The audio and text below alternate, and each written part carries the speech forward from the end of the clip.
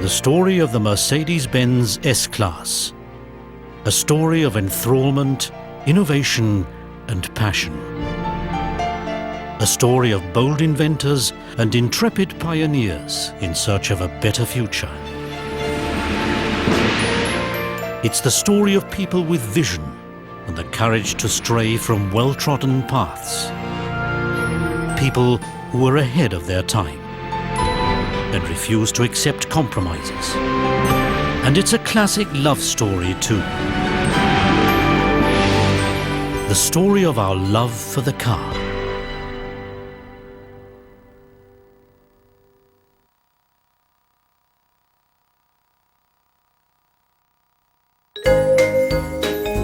The foundations for the success of the S-Class were laid in the early 1950s, when Mercedes-Benz introduced the new 220 model, known internally as the W187.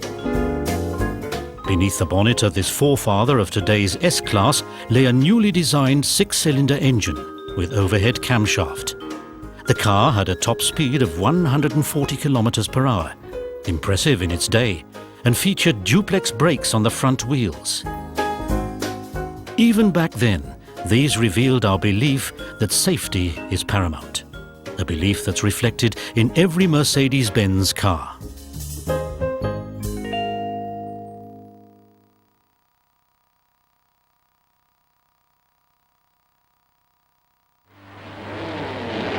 Nach 15 Jahren Pause im Rennwagenbau. Großer Preis von Frankreich. 1954, a year of sporting triumphs. In motor racing, the Mercedes-Benz Formula One race car dominated every major circuit. At the wheel of the legendary streamlined W196, Carl Kling won the celebrated Avus race, and Juan Manuel Fangio was crowned world champion for the second time in a row. In the same year, the single-joint swing axle of the W196 went into series production for the first time. Just one of many technical innovations which underwent a baptism of fire in the world of motor racing before being applied to the new six-cylinder 180 model series. It was also the first Mercedes-Benz luxury class saloon to feature a self-supporting body structure, and as such, marked the start of a new era in car manufacturing. From a purely technical point of view, every Mercedes-Benz saloon built since has featured a ponton-style body. But the term ponton Mercedes is exclusively reserved for this original model generation.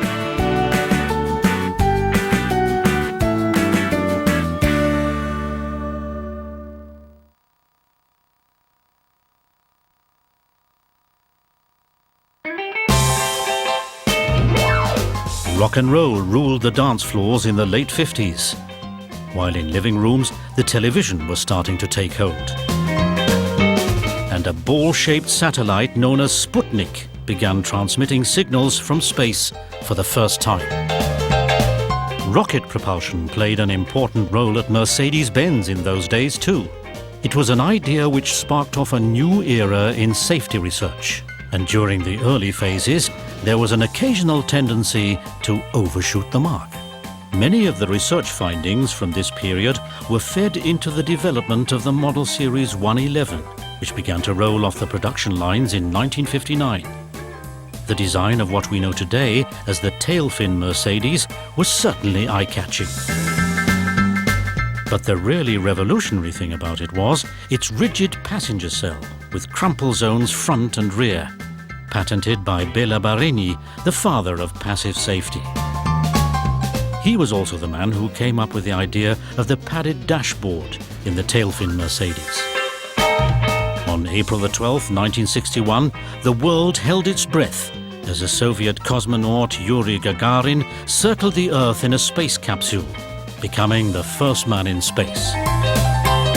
The pioneering mood of the age was also in evidence at Mercedes-Benz with the new 300 SE, the top-of-the-line 112 tail-fin model.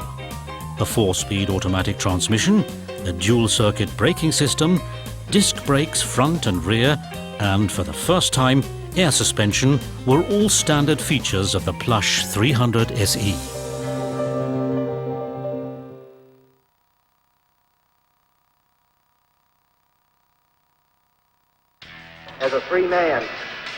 I take pride in the word, Ich bin ein Berliner.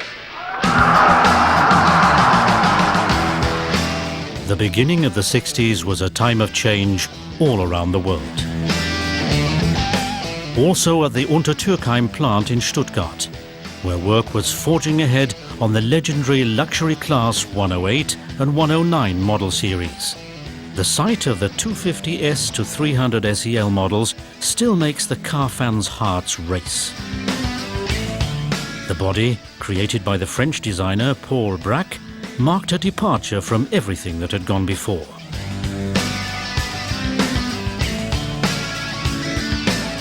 In 1968, there were demonstrations all over the world for a wide range of reasons. Mercedes-Benz was busy demonstrating how elegance and power could be combined on 4 wheels, air suspension, an automatic transmission, and an engine taken from the 600 model joined forces to optimum effect in the 300 SEL 6.3, the top-of-the-line 109 model.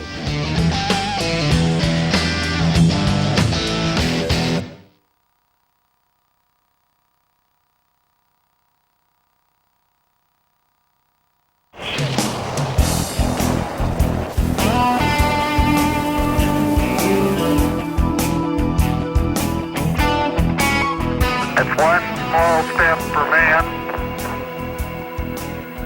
one giant leap for mankind.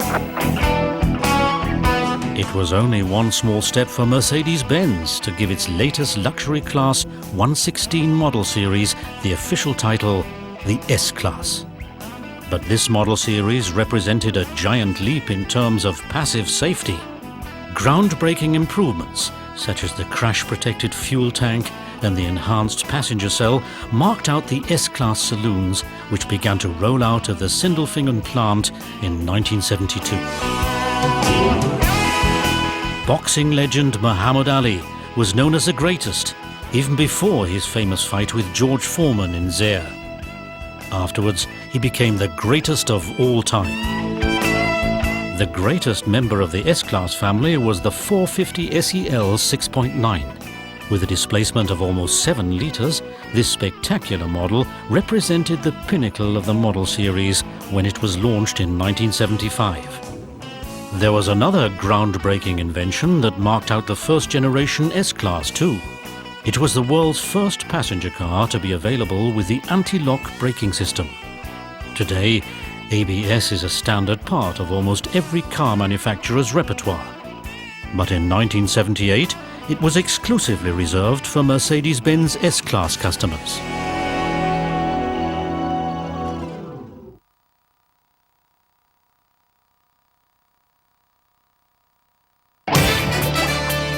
The early 80s saw a lot of new trends come drifting over from the other side of the pond.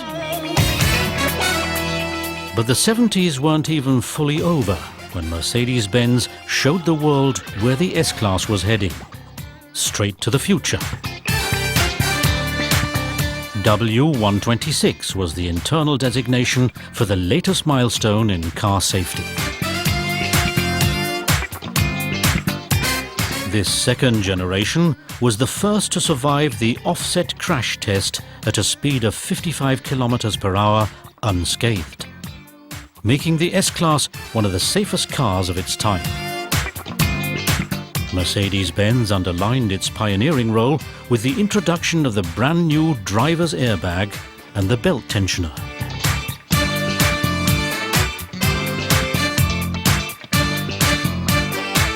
There was no disputing the fact that the wind of change was blowing in the car industry, and elsewhere too. Mr. Gorbachev, tear down this wall. Berlin wird leben und die Mauer wird fallen. There was freedom for South Africa as well. Nelson Mandela was released from prison after over 27 years.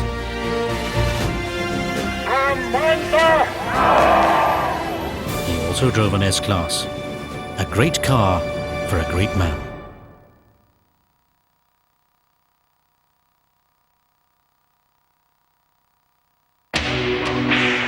The beginning of the 90s saw a very different revolution taking place. Cutting-edge microchips delivered ever-increasing speeds on the information highway. And on the real highway, this was an increasingly frequent sight. The opulent W140 represented the third generation of the S-Class and was the first series-produced car to feature a Mercedes star and a 12-cylinder engine. An armoured special protection version was used for many years by the former Chancellor of Germany, Helmut Kohl. Communication and keeping in contact were the buzz concept around this time. Mobiles got smaller and the internet got bigger and bigger. Welcome to the information age. The newly developed handling control systems on board the S-Class were designed to make optimum use of information. The Electronic Stability Program, ESP, and Brake Assist, BAS, turned the 140 model series into a, quote, giant who'd been taught to dance on the tips of his toes. When the model series finally went into retirement, the Frankfurter Allgemeine remarked wistfully, "Some of us are missing the big guy already."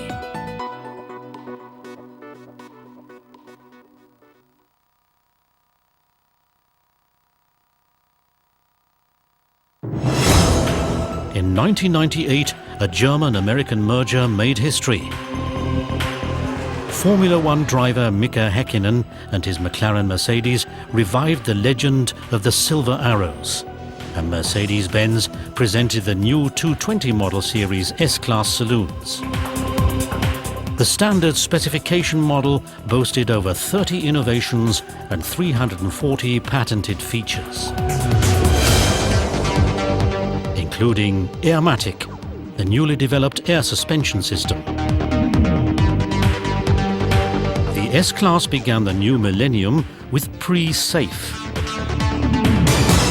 a sophisticated system of sensors recognizes in fractions of a second that the car is heading for a collision and instantly triggers protective measures.